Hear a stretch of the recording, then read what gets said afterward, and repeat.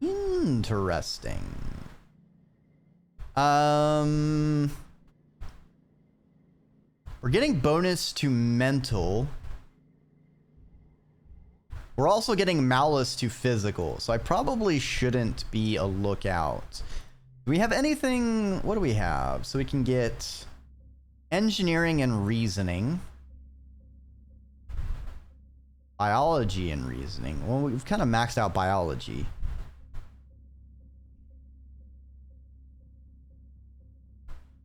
We are pretty shit at engineering, so maybe it could do with me increasing them a little bit.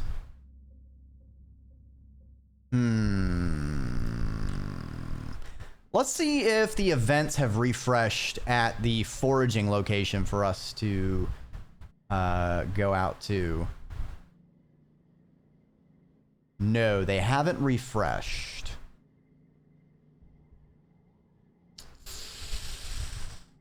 Actually, let's explore nearby, because there's an animal event we never got to try and succeed at. Oh. Utopia is working near the gates. This area has been deemed safe enough for kids to go for a hike, so long as you're back before dark and never go out during glow. Ain't a lot to see out here, she says. A logging camp, a few fields, some nice lookouts. You've been out here before, but that was when you weren't supposed to. So, you let her give her advice anyway. Keep your eyes peeled for useful things, like that there mushwood log. She points to a light, sturdy piece of wood on either side of the road. Lumber carrier must have dropped it. It's fairly safe out there, but that don't mean totally safe, she cautions. Don't go too far. If you see anything that scares you, run like heck. Make a ton of noise. She helps tightens the strap of your backpack. What you hoping to see out there, sweets? Stuff to collect. Utopia laughs. Take nothing but photos, leave nothing but footprints, she teases. Suppose it's different on a brand new planet like this one, she says. We actually do need samples of basically everything, especially stuff that might be edible. She slaps you on the back. Things regrow pretty wild out there, she adds. If you picked a place clean, give it a year. Then it'll look like you were never there at all. Interesting how that works,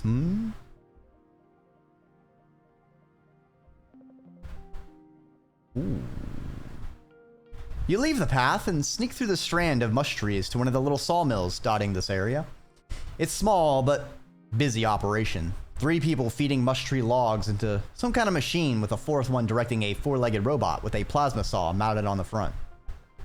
Let's lecture them about clear cutting. One of the loggers takes off her helmet and eye protection. Oh, it's Utopia. You're about to get a counter lecture. This colony needs to expand somewhere, she drawls. Clearing land like this leaves more room for farming and helps us see if anything's coming out of the forest at us. Those are good points. Yeah, I guess, Utopia. A nearby pond has dammed up and washed out the path here. Path continues on the other side. Easy. All right, 5 kudos if we can equal the goal. All right. It's not gonna be very difficult.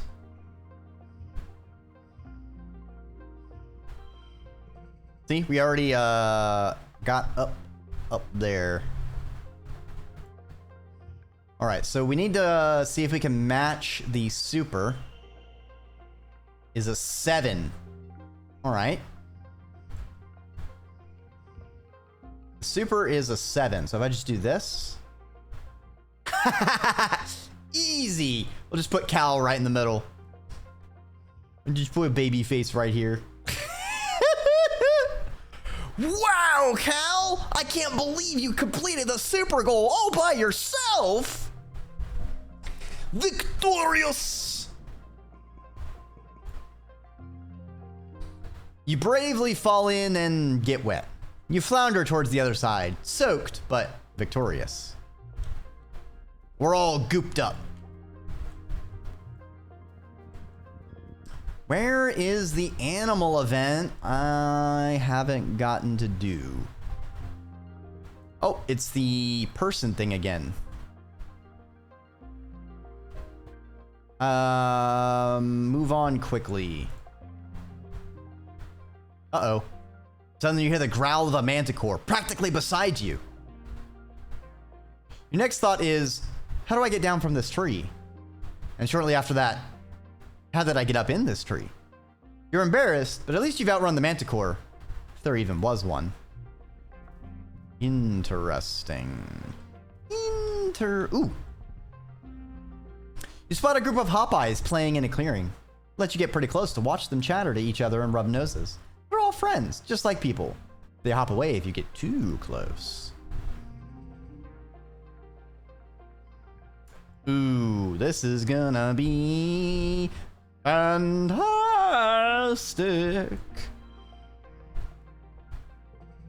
Next round. All right, all right.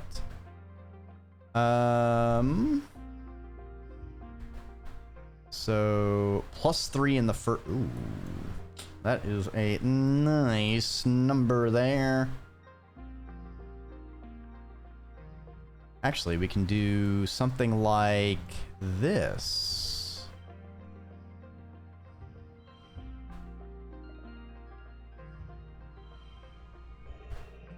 All right, we got the goal. What's the super goal looking like? 2. Easy. Majestic. Thank you, Tammy. Thank you, Tammy, for the super goal. You still help us, Tammy.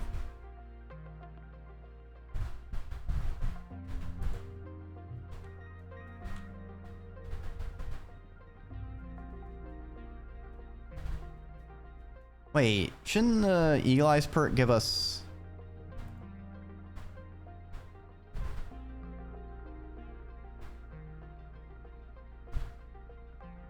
But shouldn't the Eagle Eyes offset the... Oh, I think it is. So we got +1 animals. Right. I need to go right. I see. Planet is full of all sorts of bugs. Little wrigglers, hopping beetles, shining creepers, and snaily things. Oh my. You crouch in the long grasses and explore a square meter in great detail. There's so much to see. You don't even know what any of these things are. You might not even have names yet. Let's just watch. You stare with big eyes at the wonders of the natural world. All right, we got enough room for one more event, it looks like. Hopefully it's the one event I'm looking for. And it's not. Lovely.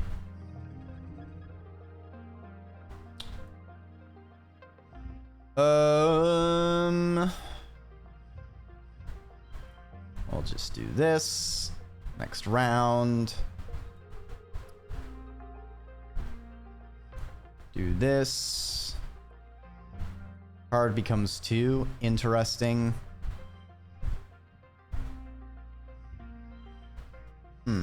Actually.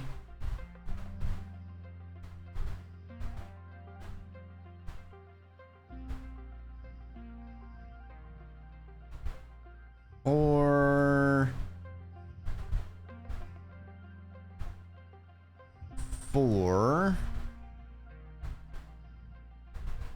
2, 2. Fuck it, why not? Actually. Yeah, it works better. And what's our super goal? Oh, it doesn't matter because we don't have an exact one. So we can just take the super goal, take the W. Aw, this fucking card again. I didn't mean to get one. Ah, I fucked up, chat. I fucked up.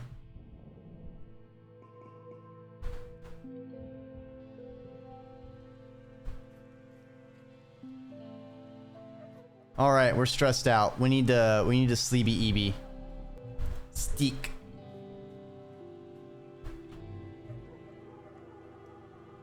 All right, now we should be able to give the egg to an enemy. egg. Whoa, this egg looks tasty, Nem exclaims. Wait, I can eat this, right? Fuck yes. We finally found out what Nem likes. She likes egg. Delicious, delicious egg. Gonna relax in the park. The garden is such an extravagance normally, but during a famine, it's almost irresponsible. Your mom hadn't had a lot of time to weed here lately, so you donate some of your free time to clean up around the flowers. They're pretty, but not edible. What a shame.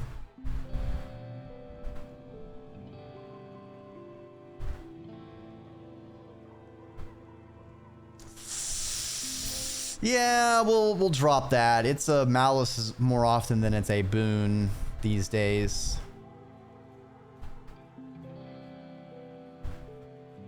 All right, we're still hungry.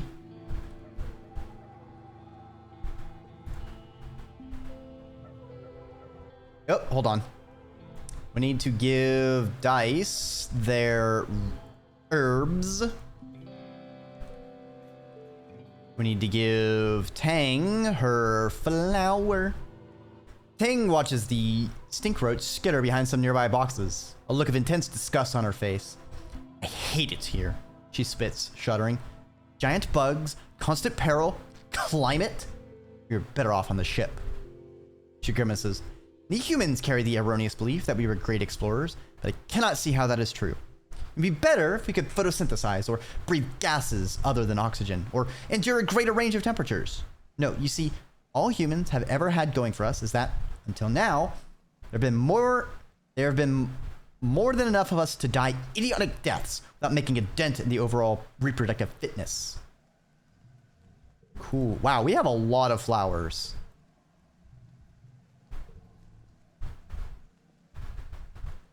It'd be really easy for us to romance her, I guess, but that's not the path I'm taking.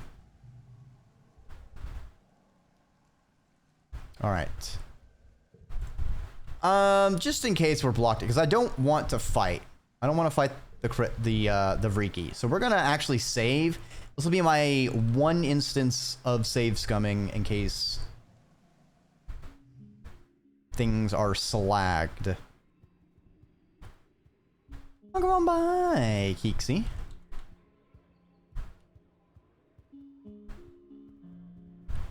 If that is our only path and nothing else is spawned, I am not going to fight the Vreki.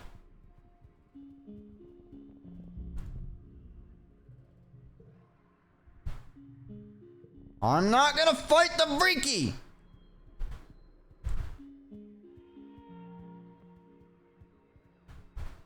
We need more bravery. More bravery! Like, a lot more bravery. It's frustrating because it's literally the only way I can go.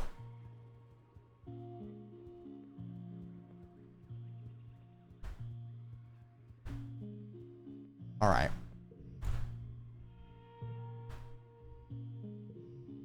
That's annoying. That's why we have save files. All right.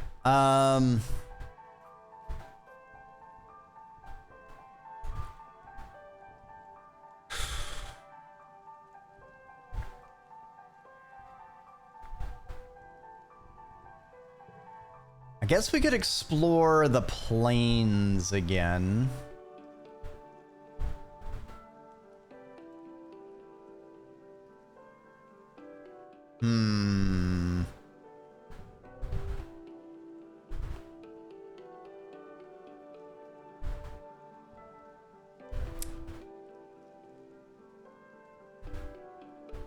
Or should I get...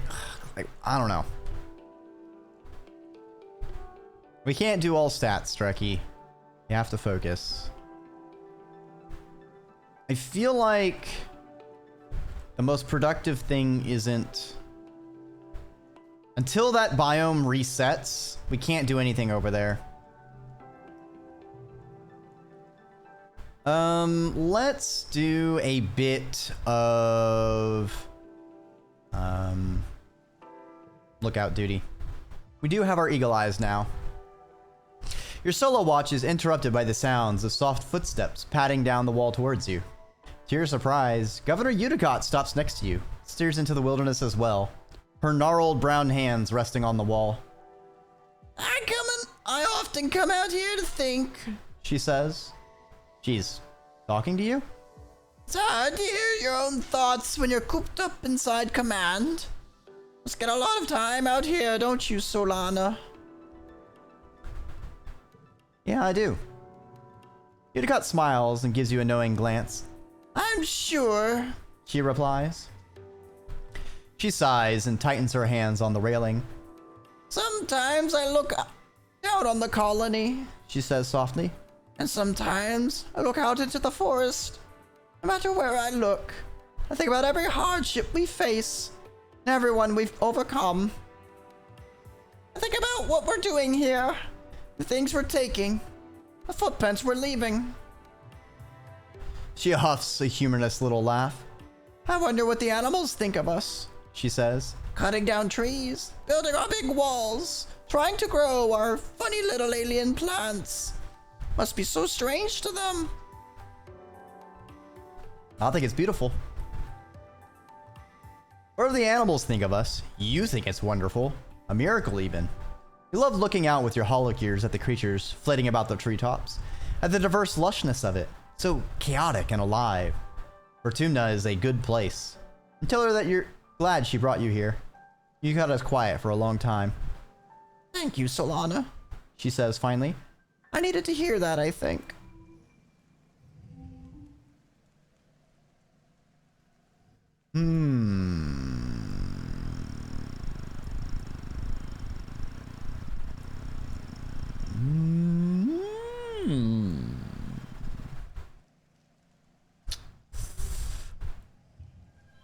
Well, we get a win. Oh, and super goal, exactly. Well, I'll take the W. Oh, we could have gotten a 33. I see.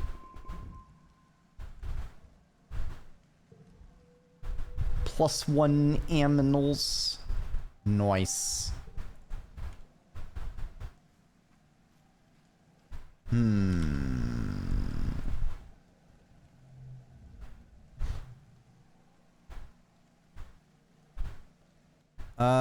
I feel like...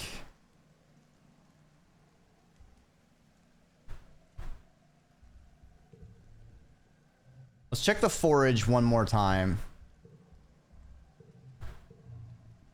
Because I do want to forage for more shit, but it needs to fucking... I'm not gonna fight the freaky!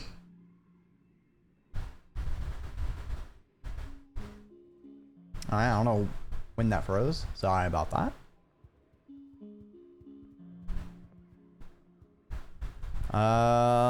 Is the freaky in my way? We're not running into anything events. It didn't reload the event, so we're just gonna...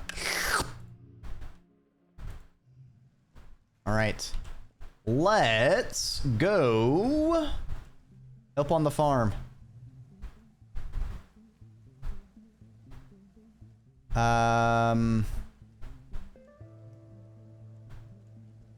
Does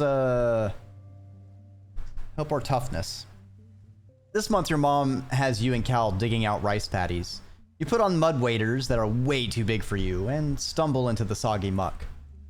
Cal starts nerding out about mud, as he does.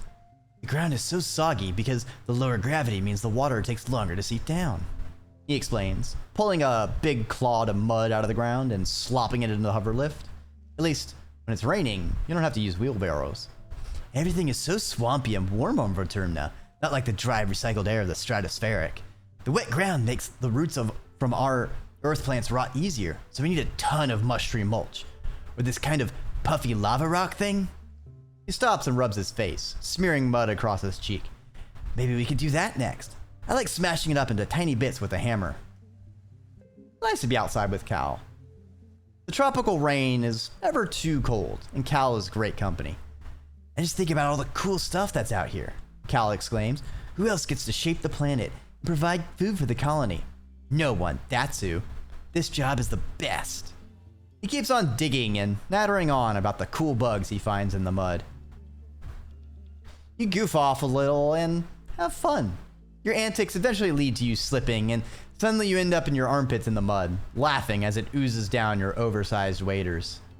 Aw, that's cute.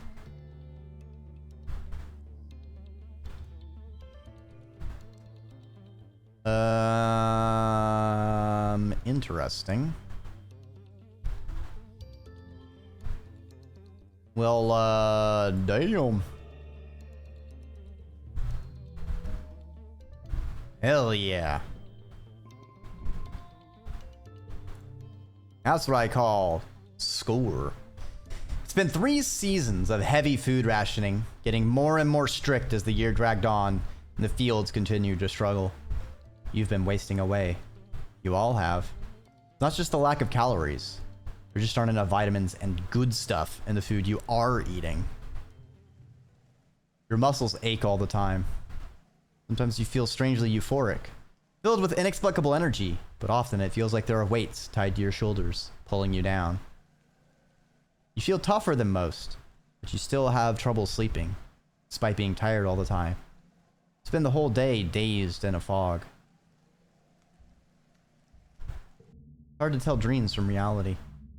Last week you were brushing your teeth when you noticed that some of your teeth were wiggling.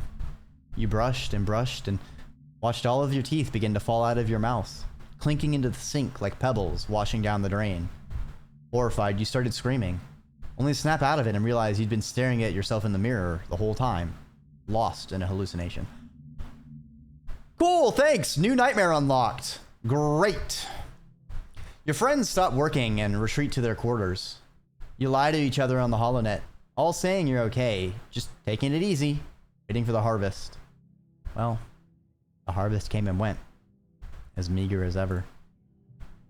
Your mother still hasn't given up, and never rests, never stops working, as much as your dad begs her to. She must be sleeping in geoponics because you hardly see her in the family quarters anymore. From where you lie nestled in bed in your cozy fuge, it all seems like far too much effort to bother with.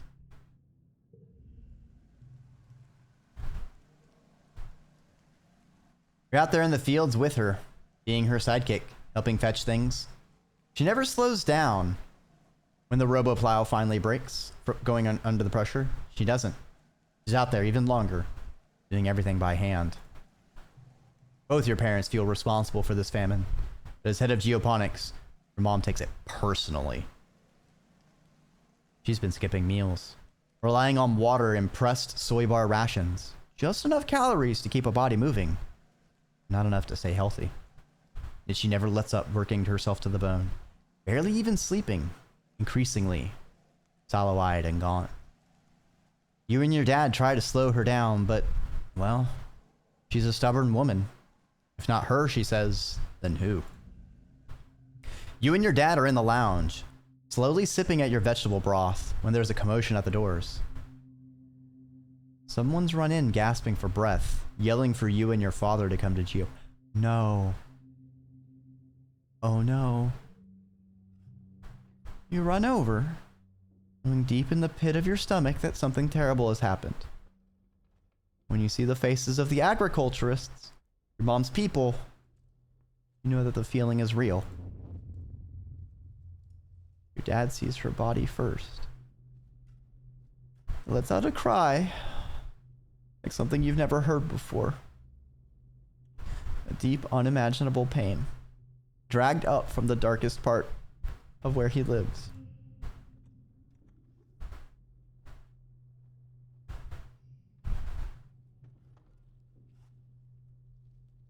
Your dad falls to his knees beside the frail body of your mother. He pulls her into his arms and sobs, wretched and agonized. You don't even know what to think. Your mom always seemed larger than her body, but seeing her now, there's nothing there. Just a fragile shell. To tell you she didn't even cry out. She just went to her knees and then lay down in the dirt. And that was it. She's gone.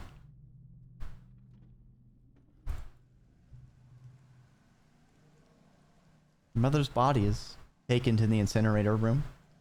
That night, the colony gathers to pay their respects. You join them.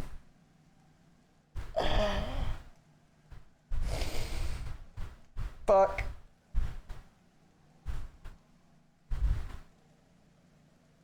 Fuck. Fuck.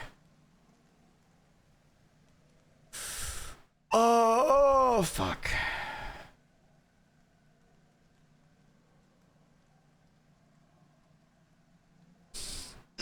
It's been a minute.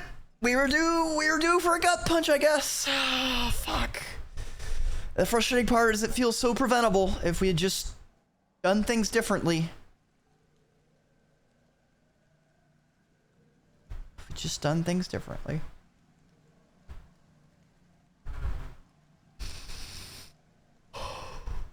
Fuck.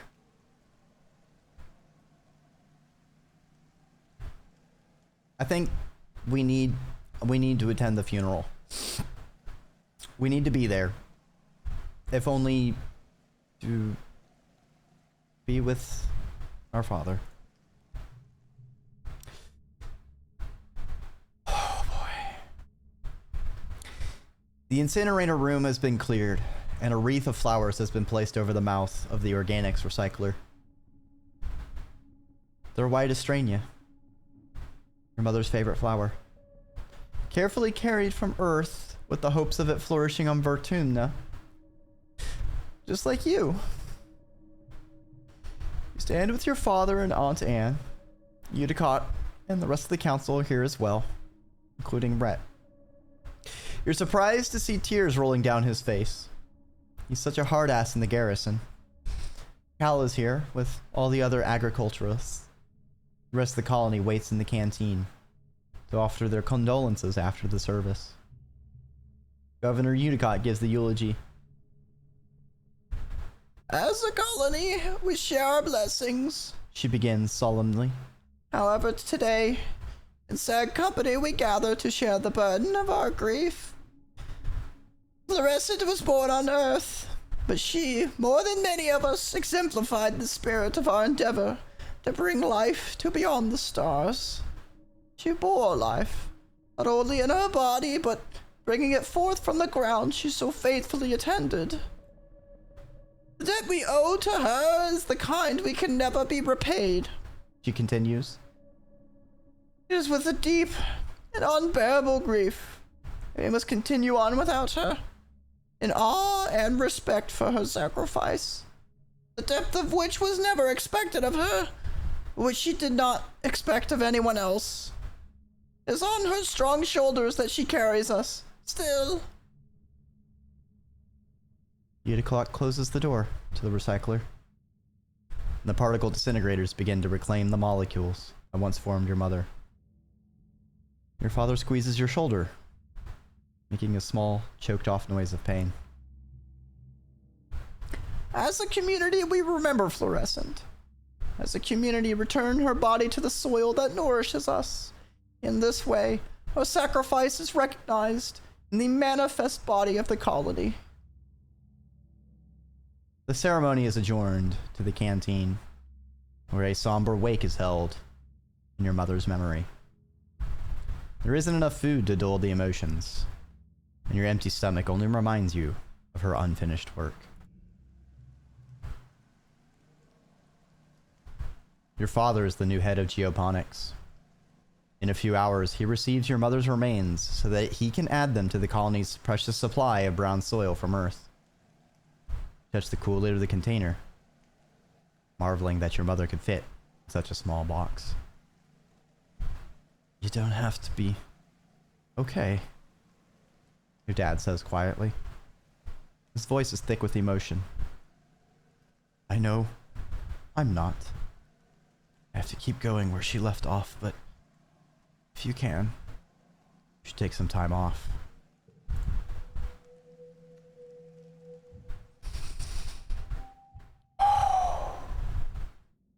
Low season. The prospect of just going back to work like everything is normal is too much to handle. The suns dip below the horizon and glow begins. You end up spending the whole month alternating between sleeping, scrolling the HoloNet, and staring into space. Restful, at least. A few days after the funeral, surveyors return with an unexpected bounty from the Valley of Vertigo. It's enough to survive for another month. Till the new year, maybe, if you keep rationing. The colony would continue to limp along, but without your mother. The roar wakes you. It would wake the dead. It shakes the walls, rumbles through the ship's hull, and makes your heart skip a beat. Paralyzed by a sudden clench of fear in your gut. Through your porthole window, you hear metal screeching and people shouting. Then, another roar, guttural and rumbling, like the sound of a mountain collapsing. Something enormous is out there. You don't know what gives you the courage, but you run out to the fields to face the horrible creature face to...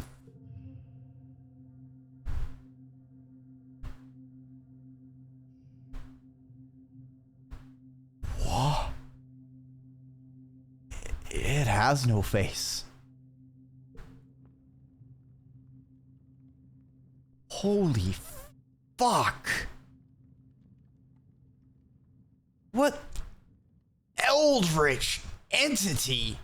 And like the way the art is like warbling, like, oh, blood and ashes. Oh boy. Oh boy. Hey, Lupine and Inhuman and Xenos. It's we're going through things right now. It's a series of events. In place of a face, or even a head, its body just unzips. You don't want to hear that. You don't want to hear a body unzipping, all right? If a body unzips, you are in a circumstance that is not going to be pleasant. Something is about to happen, and it is not going to be good for you. When it pours, it storms. Yeah.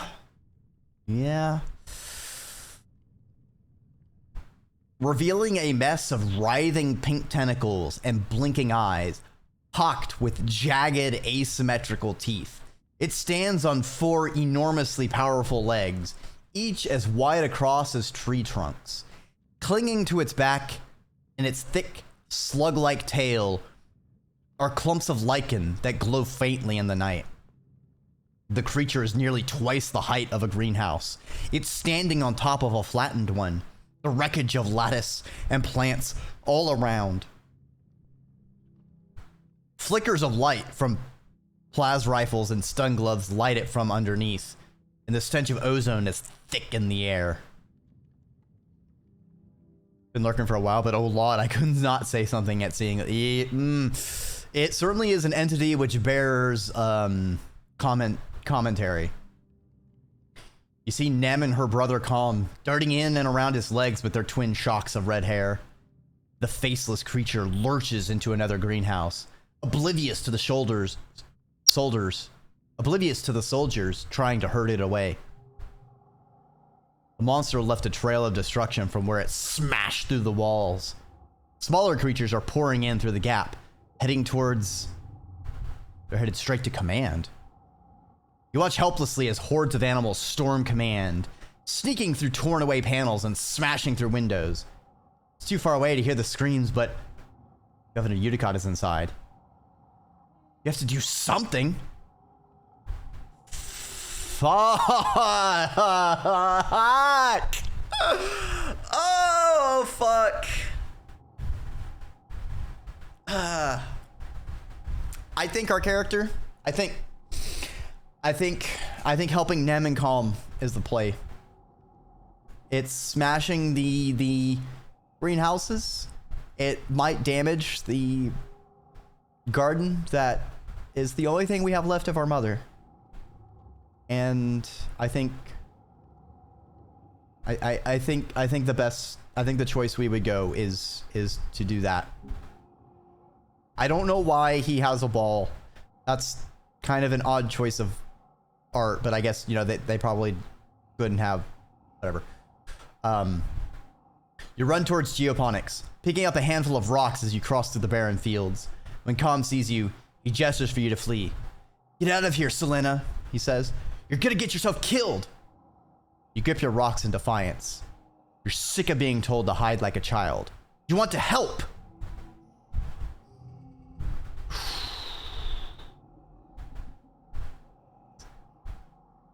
70. Fuck.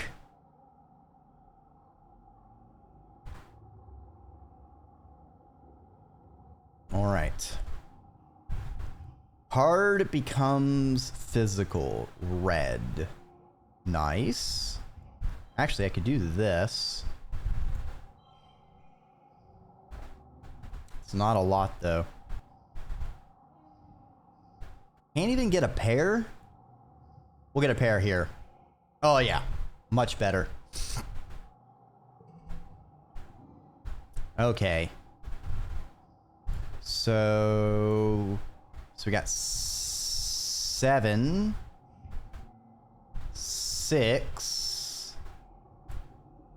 Put this here. +1 will make it a 5. You know what? We do this. Put this here. Also give this +2.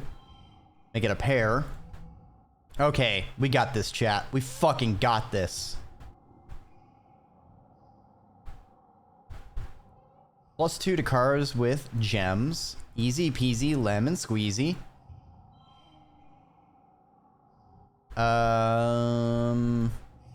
If I do this. Hey, super goal. Nice.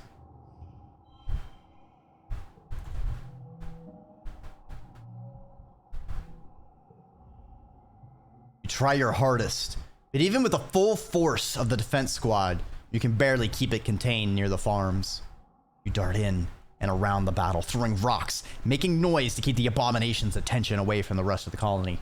Its tentacles whip around, slapping the ground and knocking into people, picking them up and throwing their helpless bodies like dolls, only to be crushed under its massive trunk-like feet. The fields are littered with bodies of the fallen. Sweat stings your eyes, but somehow you stay on your feet. Others aren't so lucky. Solana, watch out! Calm cries out, and you look up just in time to dodge the wet slap of a tentacle, tripping over a body and sprawling into the dirt yourself. The Faceless makes a horrible noise from deep inside its craw, flecking you with spittle as your guts liquefy from the near miss. You're close enough to feel the sick heat radiating off it. It doesn't have a face, but you realize with horror that it sees you. The beam of a plas rifle arcs over your head, and the Faceless roars again and turns its attention to Calm. You scream and uselessly cover your head as it lumbers over you. As you scramble to your feet, you see Calm go flying through the air.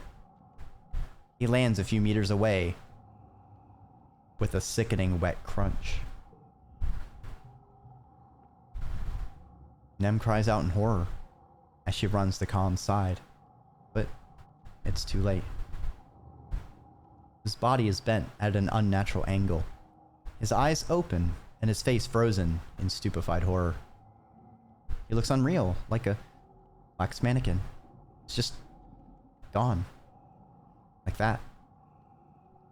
Nem lets out a primal scream of pain, and you can see the thought ignite in her mind, contorting her face with ugly fury.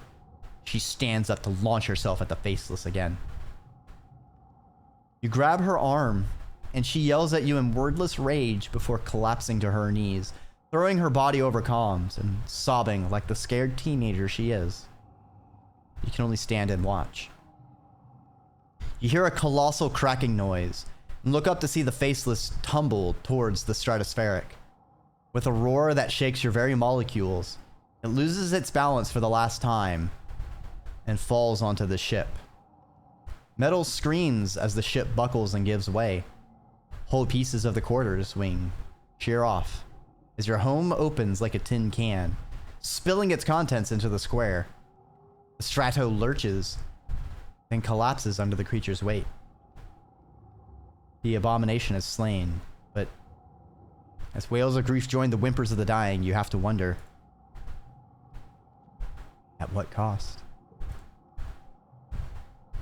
The council calls an all-colony meeting to face the aftermath of the attack. In the oppressive gloom of the glow, you gather near engineering with the other survivors. One of the few buildings still standing. The corpse of the Faceless still sits in the caved-in wreckage of the Stratospheric, spilling its flaccid pink tentacles from its horrible zipper-toothed maw. It's already beginning to stink. Destruction of the Strato. Fuck. Your mind keeps replaying that terrible moment. The Faceless rearing up and obscuring the sky. Nem and her brother looking so small before it. Governor Udicott was killed by the smaller creatures that swarmed command during the attack. In her absence, Seek addresses the colony. Council acknowledges the bravery of the defense squad, citing their heroism in finally taking down the Faceless. Geoponics is gone. Greenhouse is destroyed and fields trampled. After a year of suffering, starving, and only barely scraping by, not just back where you started. Even worse. Everything your mom sacrificed herself for, gone in one night. The entire front half of the Stratospheric has been destroyed. The living quarters, the canteen, the garrison, the lounge, even the creche. All gone. It's only by some stroke of luck that people hiding in the creche weren't all killed. Seek solemnly reads the names of those who lost their lives. Too many. Including Governor Udicott. You all stand for a moment of silence. Feel the weight of loss like a blow to your chest. Nem and her family cry out when her brother Calm's name is called. The quiet sobbing continues through the silence. With the living quarters destroyed, everyone moves into the engineering wing for shelter. They're crowded into the classroom with the other families. The adults tried to make it seem like a sleepover, but they're all still so shaken. Nem cries about her brother and screams at anyone who tries to comfort her.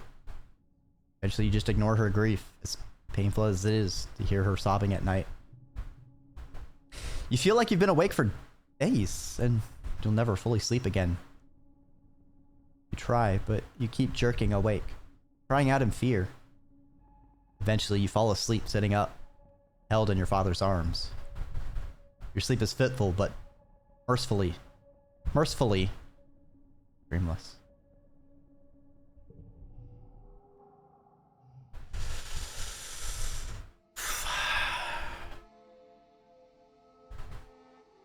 Oh. Did we not even get a year stat thing? Oh my. Oh. It's.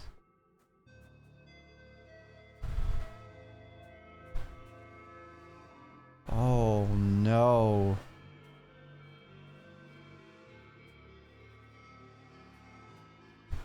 Oh no.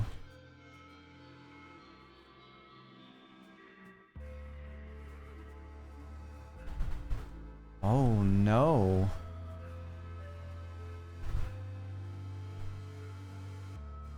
What? I do have to wonder how much of these are events from me just not getting stuff. Because I mean, we've had trackers for food supply, we've had trackers for the defense, so I wonder how much of this can be avoided if I just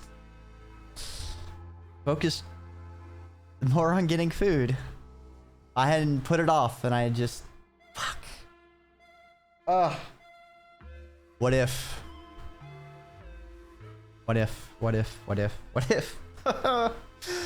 all right.